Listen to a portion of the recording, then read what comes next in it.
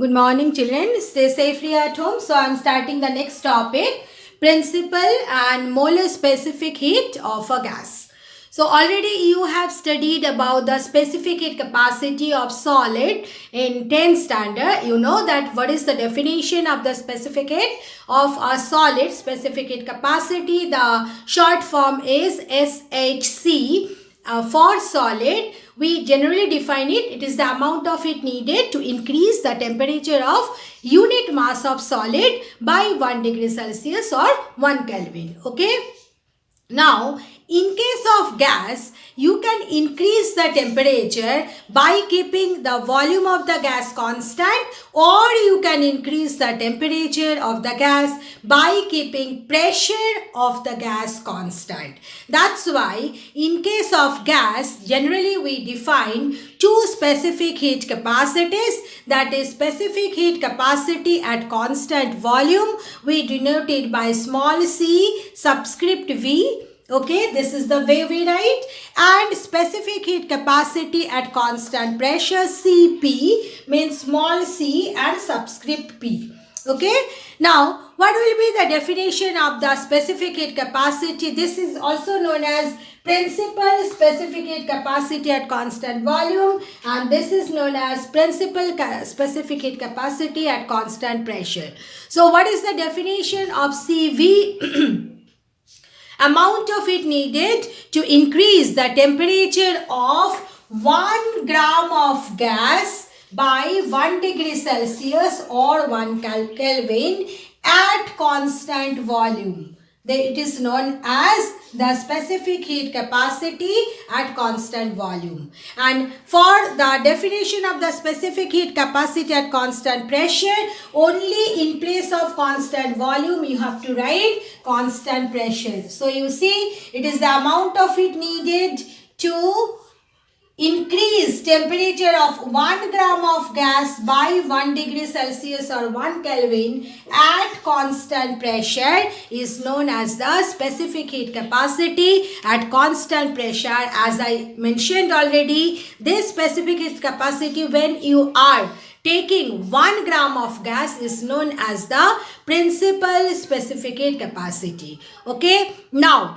instead of 1 gram of gas, if you take 1 mole of gas, then it is known as molar specific heat capacity at constant volume or molar specific heat capacity at constant pressure. So what I said, instead of 1 gram, you have to take 1 mole of gas. You can write the definition of molar specific heat capacity at constant volume like this: amount of heat needed to increase temperature of 1 mole of gas. Okay, for principal specific heat capacity we took 1 gram, but in this case you have to take 1 mole of gas at constant volume.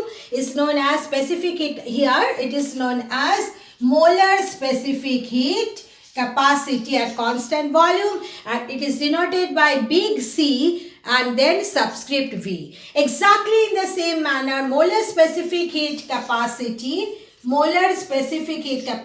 at constant pressure, you can define it as amount of heat needed to increase temperature of 1 mole of gas by 1 degree Celsius or 1 Kelvin at constant pressure. Okay, and it is denoted by big Cp.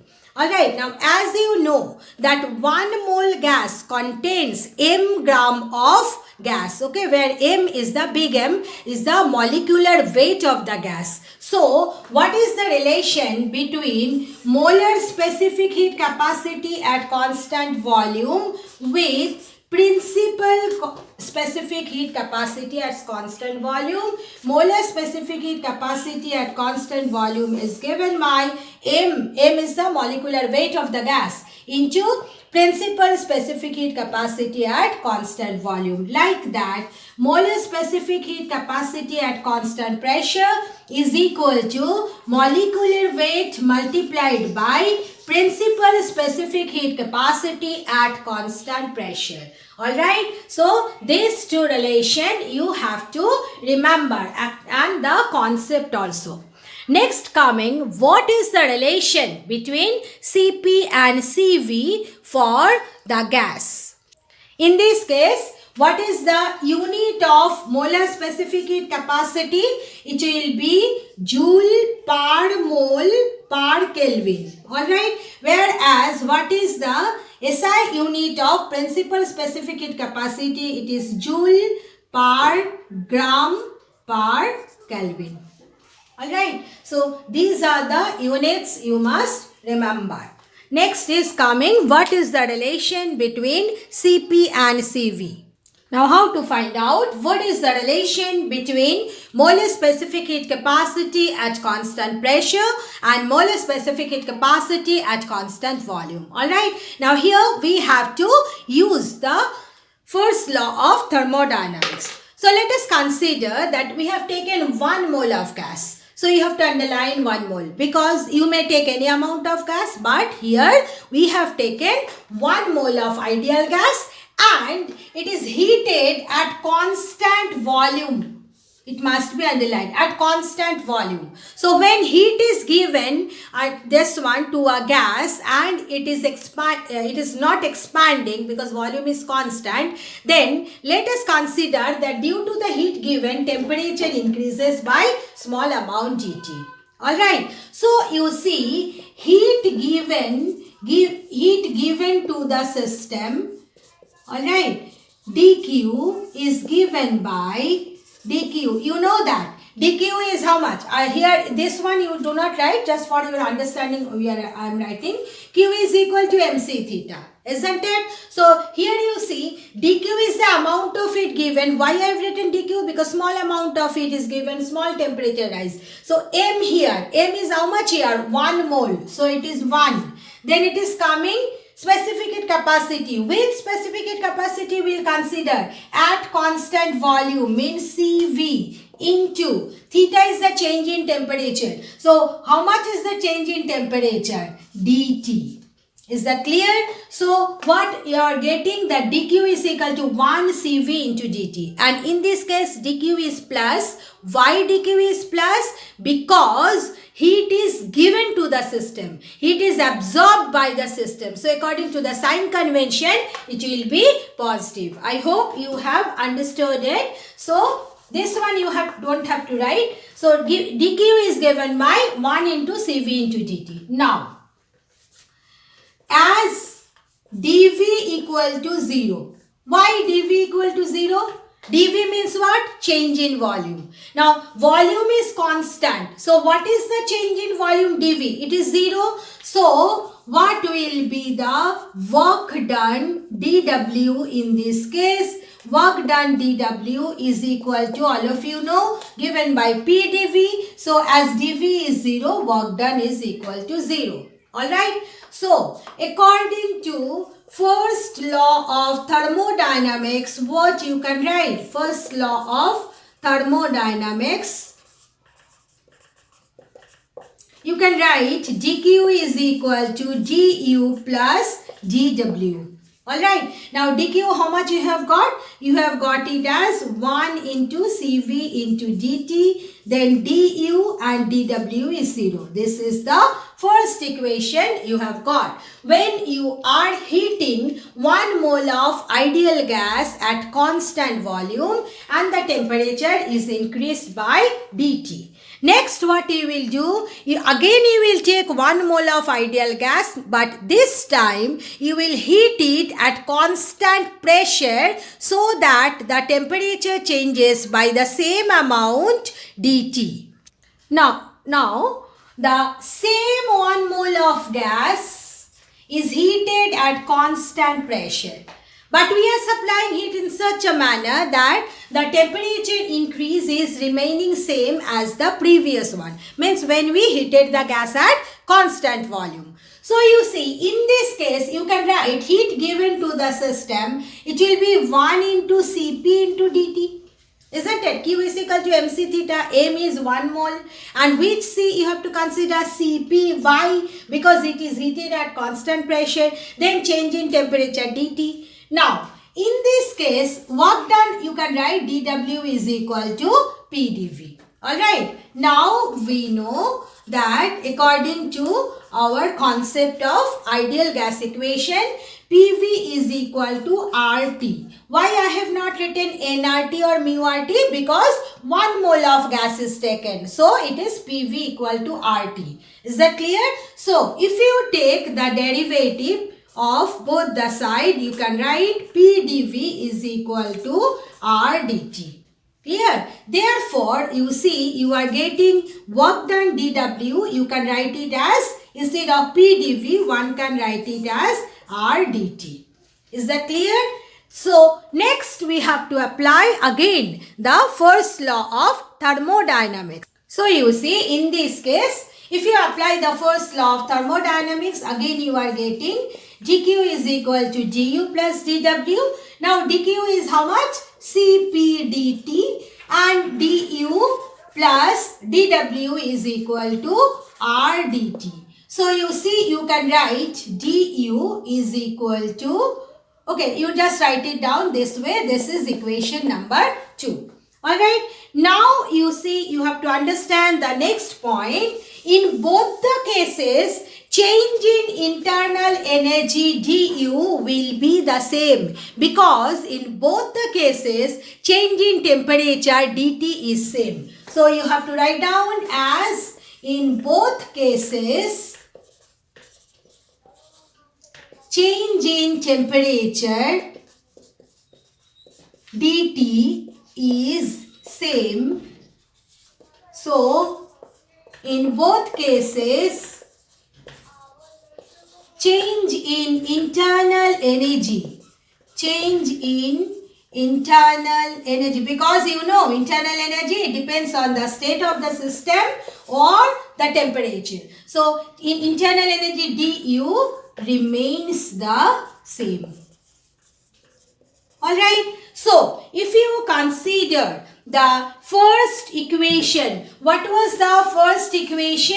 That du is equal to Cv dt. I hope you can remember, I rubbed that du is equal to Cv dt. So if you consider from equation 1 and 2, alright, you can write that Cp dt is equal to du. How much we have got from the first equation?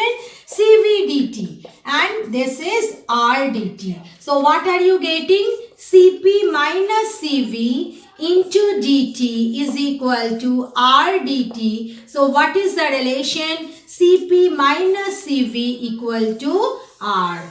Alright, means specific heat capacity at constant pressure minus specific heat, molar specific heat capacity at constant volume is equal to R. So this relation indicates that Cp is greater than Cv. Not only that, this is the relation we have achieved applying first law of thermodynamics. Now, the last derivation that I did, this is important concept wise and exam wise also. So everybody please learn and practice this derivation. That find out, the probable question is find out the relation between molar specific heat capacity at constant pressure and volume by applying, or CPCV may be mentioned, by applying first law of thermodynamics. Alright, now Cp greater than Cv, this one without doing mathematics also, verbally also, not verbally, analytically also you can say. You see, when the specific heat capacity at constant volume we are considering, as volume is constant, so work done will be 0. So you see the amount of heat needed, amount of heat given to the system, it is used up to increase the internal energy of the system. Alright, but when you are considering the specific heat capacity at constant pressure, then as volume is changing, so there will be work done. So amount of heat needed, it has to do two things. One part, it will increase the internal energy, whereas the other rest of the part will be utilized to do the work done. So definitely Cp is always greater than Cv. Alright, so that's all about this chapter. Thank you, children. But as I mentioned already, that relation between CP and CV applying first law of thermodynamics, everybody should learn, practice for your exam. Thank you, children. Now, girls, I missed one small but important topic of this chapter.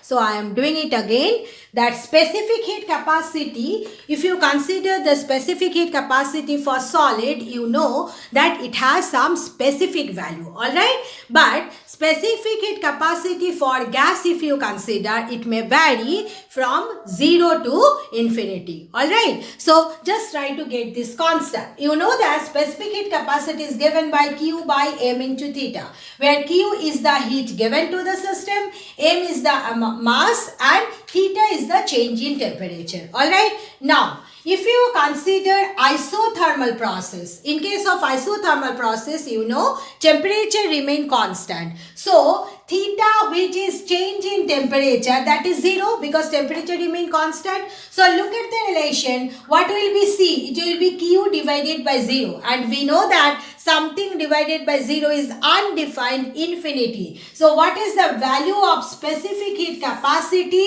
for isothermal process? For isothermal process, specific heat capacity of the gas having the value infinity. Alright, very important concept. In the question, the frequently asked question also, that for isothermal process, what is the value of the specific heat capacity of a gas? For isothermal process, specific heat capacity of a gas is infinity.